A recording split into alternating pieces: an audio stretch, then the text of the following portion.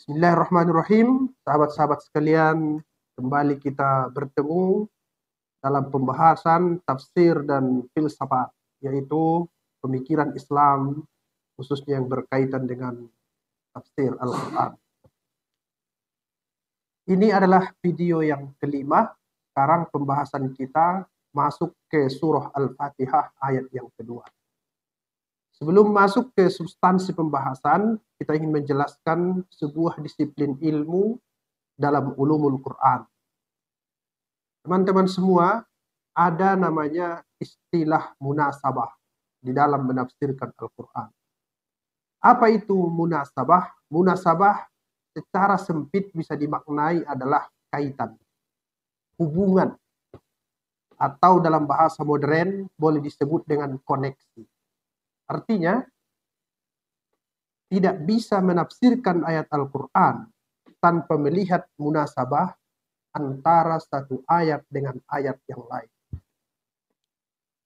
Agaknya yang paling ahli dalam bidang ini adalah seorang pakar tafsir dari Lebanon yang bernama Ibrahim bin Umar Al-Biqai dalam tafsirnya Nazmud Durar fi Tanasubil Ayati Was-Suwar. Ilmu ini sangat penting. Orang bisa menjadi pemahamannya keras dan kaku terhadap Al-Quran apabila dia tidak memahami ilmu. Saya tidak akan berpanjang-panjang lebar membahas tentang ilmu ini. Mari kita lihat bagaimana ilmu itu diterapkan terhadap Al-Quran, surah Al-Fatihah ayat pertama dengan surah Al-Fatihah ayat yang kedua. Di ayat yang pertama itu, Allah berfirman, Bismillahirrahmanirrahim. Dengan menyebut nama Allah yang maha pengasih lagi maha penyayang. Apa munasabahnya dengan ayat kedua ini?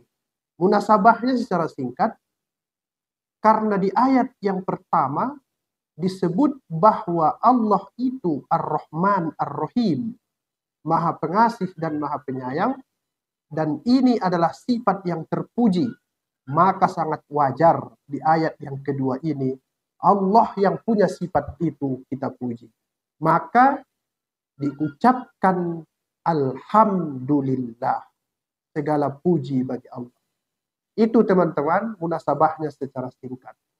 Tentu di sana banyak pendapat pakar-pakar yang lain.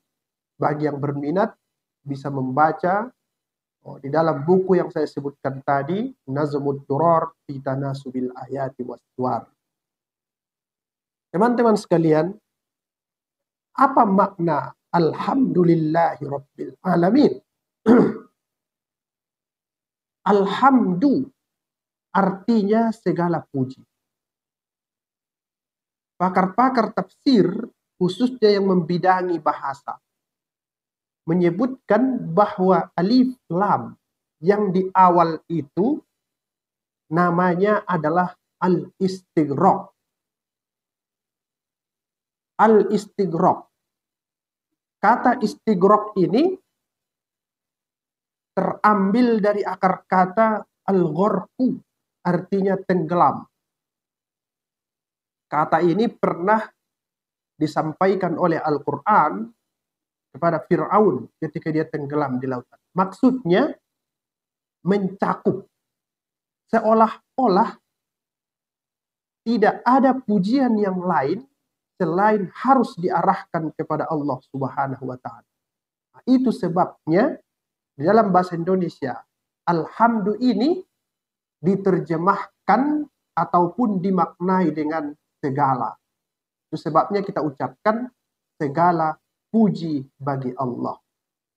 Lantas, kalau alif lam itu istighraq, segala puji hanya terarah kepada Allah, apakah kita boleh memuji sesama manusia? Bolehkah kita memuji hewan?